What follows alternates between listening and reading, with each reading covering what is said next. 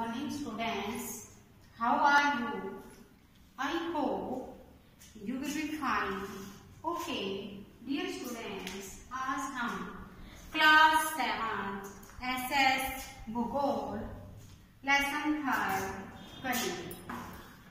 हमारी बदलती हुई पृथ्वी, हमारा 3rd लेसन है हमारी बदलती हुई पृथ्वी, अवर चेंजिंग अर्थ। इसमें जो है जैसे कि 2nd चैप्टर में हमने पढ़ा था कि हमारी पृथ्वी के अंदर वे हमारे जो है पृथ्वी के अंदर क्या है, जिसे हमने उसमें जानकारी ली कि पृथ्वी की जो है 3 परतें हैं। ऊपरी परत जैसे प्रपटी है, फिर मेंटल है, फिर क्रोड है। अब इसमें चेंजिंग बताना है कि किस प्रकार से पृथ्वी में बदलाव आया। तो पृथ्वी के अंदर जो है बहुत सारी परतें हैं और द्रवित मैग्मा जैसे जो पिघलता रहता है पृथ्वी के नीचे जो है ऐसे घूमता रहता है वृत्तीय आकार के रूप में। तो सबसे पहले हम इसमें जानेंगे कि सबसे पहले हमारी पृथ्वी के अंदर जो नीचे क्या है, मैग्मा। क्या है? मैग्मा। मैग्मा क्या है? मैग्मा जो है यह पृथ्वी के अंदर पिघला हुआ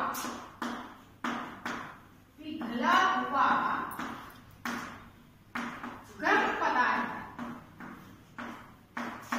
पिघला हुआ गर्म पदार्थ है। इसको हम क्या कहते हैं? मैग्मा। यह जो है पृथ्वी के अंदर नीचे जो है पिघल करके गर्म होकर और यह धीमी गति से, जैसे गर्म होने के बाद फिर धीमी गति से ऐसे वृत्त के आकार के रूप में ऐसे यह चक्कर जो है धीरे धीरे लगाता रहता है मैग्मा। तो मैग्मा क्या है? मैग्मा जिसे कहते हैं पृथ्वी के अंदर पिघला हुआ गर्म पदार्थ वृत्तीय रूप में चक्कर लगाता रहता है, उसे हम क्या कहते हैं? मैग्मा। नेक्स्ट है जैसे मैग्मा गर्म हो गया। मैग्मा जो है गर्म होकर फिर जो जैसे कि पृथ्वी है और पृथ्वी की जो सतह है यहाँ किसी खुले छिद्र से, जैसे कोई भी खुला छिद्र है, यहाँ से निकल करके ये ज्वालामुखी का रूप धारण कर लेता है। किसका रूप धारण कर लेता है? ज्वालामुखी का रूप धारण कर लेता है। यानी कि पिघला हुआ गर्म लावा, पिघला हुआ गर्म पदार्थ भूपर पट्टी पर, भूपर पट्टी होगी पृथ्वी की यानी पृथ्वी की ऊपरी सतह। भूपर पट्टी क्या है? पृथ्वी की ऊपरी सतह। इसके खुले छिद्र में से, इसके खुले छिद्र में से यह बाहर निकल आ जाता है। ये किसका रूप धारण कर लेता है? ज्वालामुखी का रूप धारण कर लेता है। इसे हम ज्वालामुखी विस्फोट कहते हैं। क्या कहते हैं? ज्वालामुखी विस्फोट। क्या कहते हैं? ज्वालामुखी विस्फोट। इसे क्या कहते हैं? ज्वालामुखी विस्फोट। तो गर्म पदार्थ जो मैग्मा है वो चक्कर लगाता रहता है नीचे और फिर वह गर्म होकर कहीं खुले छिद्र में से, पृथ्वी के किसी खुले छिद्र में से बाहर निकल आता है और बाहर निकलकर वह किसका रूप धारण कर लेता है? ज्वालामुखी का रूप धारण कर लेता है। नेक्स्ट है लावा। अब लावा क्या होता है? लावा जो है जैसे कि जो जब मैग्मा प्रपटी से ज्वालामुखी छिद्र के द्वारा बाहर निकलता है, जैसे कि अब ये प्रपटी होगी और ये नीचे जैसे लावा हो गया, लावा हो गया और यह गर्म होकर के पूरे छिद्र से ये बाहर निकल गया, जैसे इसने ज्वालामुखी का रूप धारण कर लिया। और कुछ जो लावा है वो जैसे यहाँ जम जाता है, बाहर जो है जम जाता है। इसको हम क्या कहेंगे? जो जमा है ना उसको हम क्या कहेंगे? लावा कहेंगे। क्या कहेंगे? लावा। तो लावा क्या था? डियर स्टूडेंट्स, जब मैग्मा पृथ्वी से ज्वालामुखी छिद्र के द्वारा बाहर निकलता है और बाहर निकलकर वह जम जाता है, उसको हम क्या कहते हैं? लावा कहते हैं। तो ये इसमें मैग्मा,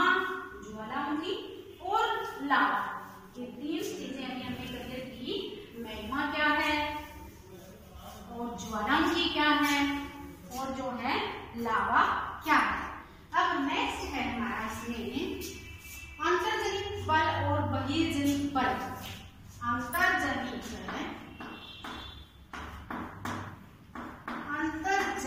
बल यानी पृथ्वी के अंदर लगने वाला बल।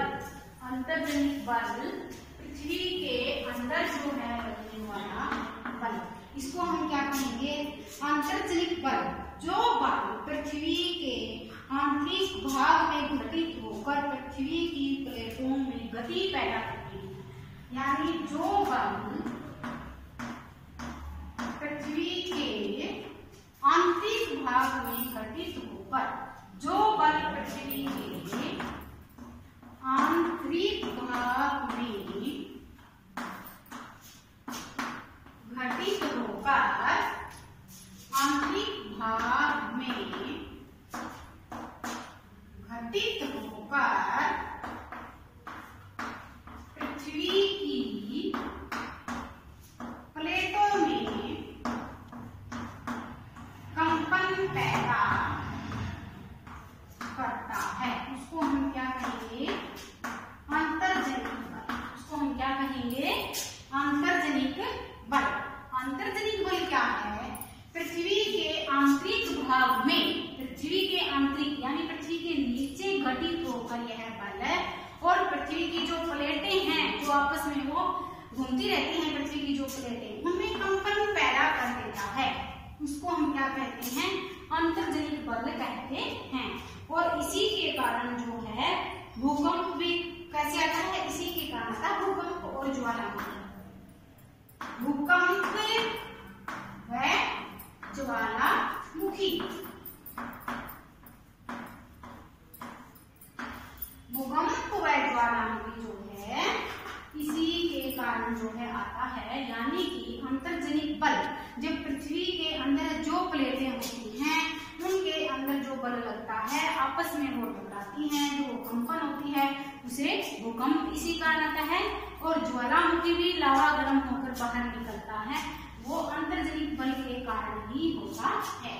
नेक्स्ट है बहिर्जनित बल। अब बहिर्जनित, अंतर्जनित बल तो हो गया हमारा अंदर लगने वाला, और बहिर्जनित बल, बहिर्जनित बल क्या होता है? ये बाहर लगता है। ये आंतरिक बल, अंतर्जनित बल तो अंदर लगा था पृथ्वी के अंदर आंतरिक सतह पर, और ये किस पर लगता है? ये जो है पृथ्वी की बाहरी सतह पर पैदा होकर उसके स्वरूप को बदल देता है, बाहरी सतह पर। अंतर्जनित बल कहाँ पर लगा था? आंतरिक सतह पर। और बहिर्जनित बल, बहिर्जनित बल ये कहाँ पर लगता है?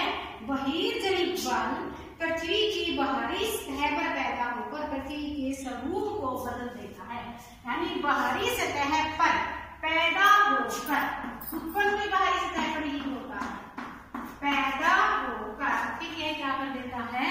इसके रूप को बदल देता है। क्या कर देता है? इसके रूप को बदल देता है, इसके रूप को बदल देता है। इसे हम क्या कहते हैं? बहिर्जनित बल। पवन और नदियां, जैसे कि पवन आती है और नदी है, ये जैसे कि बाहर ही, जैसे बल के द्वारा, जैसे इनके ऊपर जब हवा तेज चलती है तो ये बल के द्वारा ये इसके तेज पवनें जो है स्वरूप को जो है बदल देती हैं। अब नेक्स्ट है हमारा, अब इसमें से भूकंप। भूकंप किसे कहते हैं? ये भी क्वेश्चन आता है। भूकंप किसे कहते हैं? इसकी क्या क्या हानियां होती है, और इसे बचने के लिए हमें क्या कुछ सावधानियां बरतनी चाहिए। तो भूकंप, अभी जैसे मैंने आपको बताया कि पृथ्वी के अंदर स्थलीय मंडल प्लेटों पर कंपन पैदा होती है। पृथ्वी के अंदर जो नीचे प्लेटें हैं, प्लेटें, उनमें क्या होती है? कंपन पैदा होती है, और वो प्लेट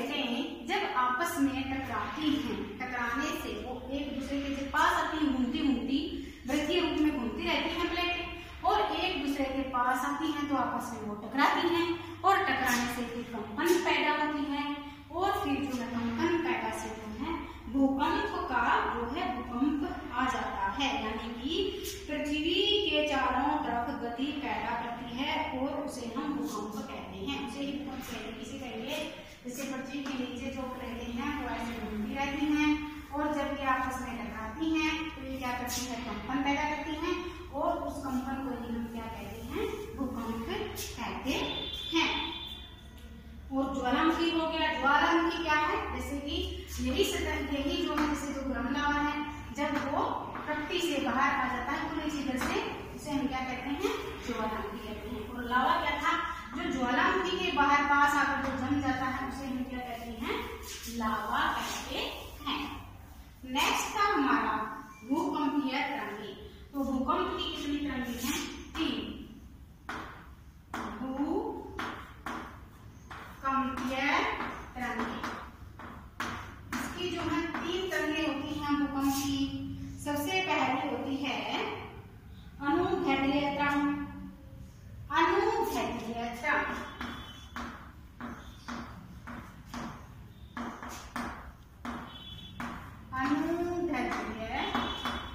तरंग दूसरी कौन सी है? अनुप्रास तरंग।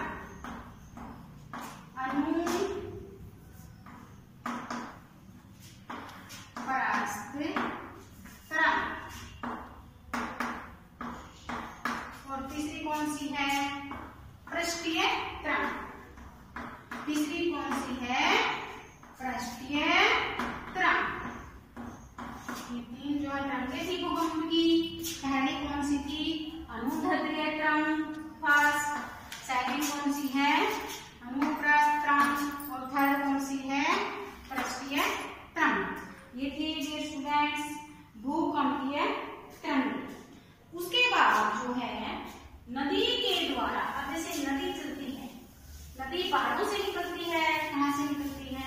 पहाड़ों से निकल करके जो है मैदानों में से चल करके और समुद्र में मिल जाती है। तो जैसे ही नदी चली, मान लीजिए यहाँ से नदी चलती है, ऐसे चल करके फिर जैसे समुद्र में या किसी बंगाल की खाड़ी में गिरती है, तो रास्ते में इतना लंबा रास्ता तय कर आती है।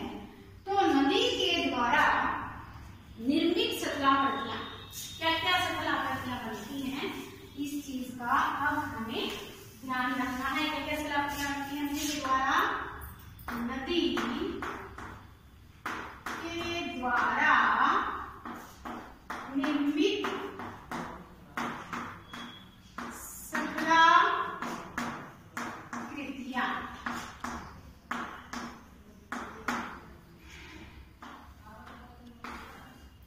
नदी के द्वारा निर्मित सतलाकृतियां, जो नदी है, जैसे जहां से नदी स्टार्ट हुई और उसके बाद पहाड़ों से निकल करके मैदानों से गुजर करके नदी और फिर समुद्र या महासागर में मिली, तो उसको किस किस चीज का, जैसे क्या क्या निर्माण करती है?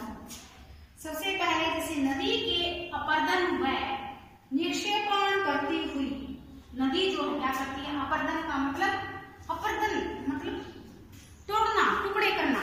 नदी जो है अपर्दन और निक्षेपण करती हुई वह जो है जल प्रपात, विसर्ग, चाक झील, बाढ़कृत मैदान और डेल्टा का निर्माण करती है। इस चीज का?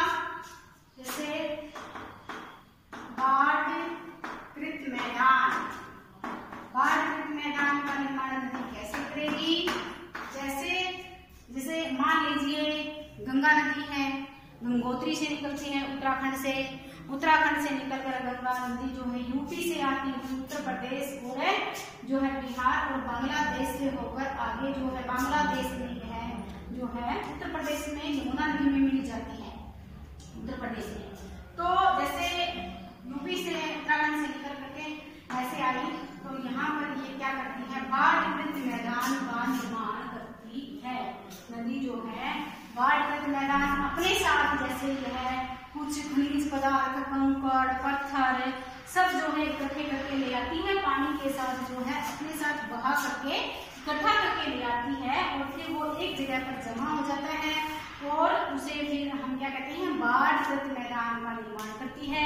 और ये बाढ़ग्रस्त मैदान काफी उपजाऊ होते हैं। क्वेश्चन भी आता है कारण बताइए कि बाढ़ग्रस्त मैदान उपजाऊ क्यों होते हैं। तो बाढ़ग्रस्त मैदान उपजाऊ इसीलिए होते हैं कि नदियां जो है अपने साथ जो है खनिज पदार्थ बहा करके ला करके वहां पर एक जगह पर जमा कर देती है और फिर वहां पर फसल अच्छी होती है। इसी कारण बाढ़ग्रस्त मैदान जो है उपजाऊ होते हैं। तो बाढ़ग्रस्त मैदान का निर्माण करती है नदियां, और नदियां जो है जिन प्रकार का निर्माण करती हैं, विषर्प का निर्माण करती हैं, विषर्प, और चाप झील का निर्माण करती हैं। चाप झील इनका निर्माण कैसे करती हैं? मान लीजिए कि जैसे ही नदी निकलती है, फॉर एग्जाम्पल जैसे नदी यहाँ से नदी जो है जैसे नदी निकली ऐसे मोड़ खाती हुई ऐसे नदी आई, तो ये मोड़ होते हैं ये जो मोड़ होते हैं ये वाले मोड़, ये मोड़ क्या होते हैं? इनको हम क्या कहेंगे? विसर्प। इनको हम क्या कहेंगे? विसर्प। ये किसका निर्माण करते हैं? विसर्प का। तो नदियां ऐसे मोड़ खाती जाती है, तो ये जो मोड़ होते हैं ये स्टूडेंट्स इनको हम क्या कहते हैं? विसर्प। और चाप झील किसे कहेंगे? मान लीजिए काफी समय से नदी यहाँ बहती आ रही है और काफी लंबे समय से, और एक दिन क्या होगा ये अलग झील बन जाएगी ऐसे, ये जो है एक अलग झील, यानी नदी का अपना रास्ता चेंज कर लेगी, यहाँ से यहाँ जाएगी नदी, और ये क्या है ये एक अलग झील बन जाएगी, यानी ऐसे एक अलग झील बन जाएगी। इसको हम क्या कहेंगे? चाप झील। इसको हम क्या कहेंगे? चाप झील। तो विसर्प कौन से थे? ये विसर्प, ये क्या है? चाप झील। और बाढ़ग्रस्त मैदान क्या था? जैसे मैंने आपको बताया कि नदियां अपने साथ बहुमूल्य खनिज पदार्थों को बहा करके लाती हैं और वो एक जगह पर जमा कर देती हैं और फिर वहां पर जो फसल होती है वो बहुत ही अच्छी होती है। इसीलिए बाढ़ग्रस्त मैदान क्या होते हैं? काफी उपजाऊ होते हैं। विसर्प और चाप झील, और उसके बाद जो है नदी क्या करती हैं? जैसे कि डेल्टा का निर्माण करती हैं, और डेल्टा का निर्माण कैसे करती हैं? जैसे कि जहाँ से जैसे गंगा नदी है पश्चिम बंगाल से होती हुई बंगाल की खाड़ी में मिलती है, यहाँ पर बंगाल की खाड़ी में मिलने से पहले यहाँ पर सुंदरबन के डेल्टा का निर्माण करती है। उसके बाद है समुद्री क्रम, समुद्री गुफा, तटीय मेहराब और स्टैक और कुलीन का निर्माण करती है। किस चीज का निर्माण करती है? समुद्री क्रम किस चीज का निर्माण करती है? समुद्री गुफा, समुद्री क्रम,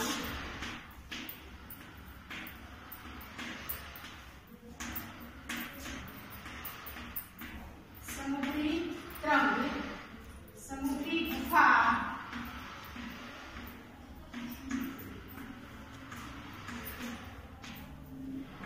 समुद्री गुफा, मेहराब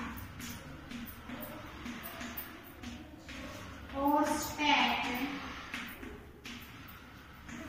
का निर्माण करती है। उसके बाद है पवन के कार्य। पवन जैसे कि नदी के द्वारा था, अब पवन क्या क्या करती है? पवन के कार्य क्या है? पवन जैसे उच्च दाब क्षेत्र से निम्न दाब क्षेत्र की ओर जो पवनें चलती हैं, जो हवा चलती है, उनको हम पवन कहते हैं। पवन बालू के टिब्बे का निर्माण करती है। पवन किसका निर्माण करती है? बालू के टिब्बे का। कैसे करती है? जैसे ही तेज पवन चलती है, बालू रेत होता है उसको इकट्ठा कर देती है एक जगह पर,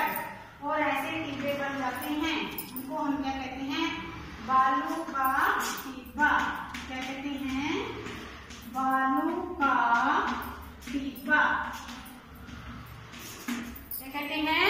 बालू का टिब्बा। ऐसे पवन जो है इकट्ठा कर देती है जब पवन बहती है, बालू को, रेत को, और इसके बाद जो है रेगिस्तान, पवन जो है क्षैतिज शैलों का निर्माण करती है।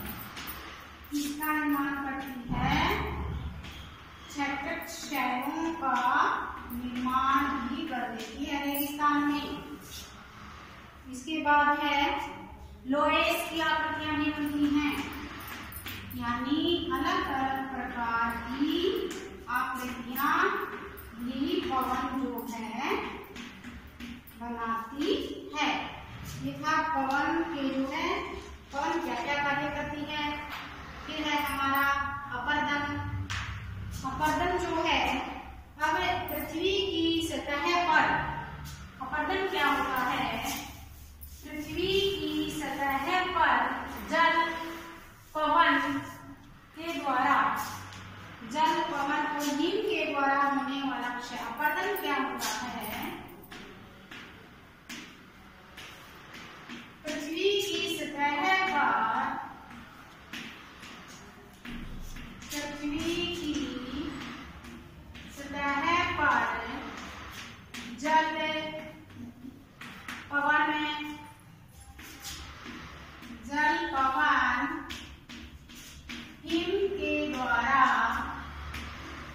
हिम के द्वारा होने वाला क्षय, इसको हम क्या कहेंगे? अपरदन कहेंगे। इसको हम क्या कहेंगे? अपरदन कहेंगे। और इसमें हमें जैसे क्या था, इसमें मेन ये चीज का ऐसे का क्वेश्चन आता है, भूकंप कैसे उत्पन्न होता है और ये इसकी क्या क्या हानियां होती हैं। तो भूकंप के लिए स्टूडेंट्स आप ध्यान में रखेंगे। भूकंप बताया मैंने आपको, जैसे उद्गम केंद्र से जो है उत्पन्न होता है, नीचे से, जमीन में से, पॉइंट से, और जब पृथ्वी के नीचे जो है प्लेटें जब टकराती हैं तो कंपन पैदा होती है और वो भूकंप उत्पन्न कर देती है। और इससे जो है काफी हानियां होती है। भूकंप आने से काफी लोगों की जो है जान चली जाती है और बहुत जान माल की हानि भी होती है। और इससे जो है बचने के लिए जैसे कि हमें जो है खिड़की दरवाजों के पास नहीं खड़ा होना चाहिए, और हम जो है रेडियो से पहले ही हमें इसके बारे में जानकारी लेनी चाहिए। और जो है बाढ़ग्रस्त मैदान, बाढ़ग्रस्त मैदान कैसे उपजाऊ होते हैं, कारण बताइए। मैं आपको पहले बताती हूँ स्टूडेंट्स, हमारी जो है बदलती हुई पृथ्वी, ये लेसन आज हमने क्लियर किया, कंप्लीट किया। उम्मीद करते हैं कि आपको समझ में आ गया होगा।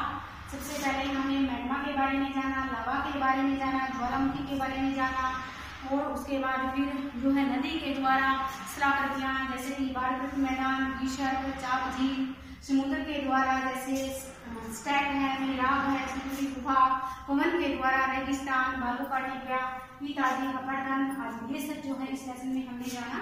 थैंक्स। ओके।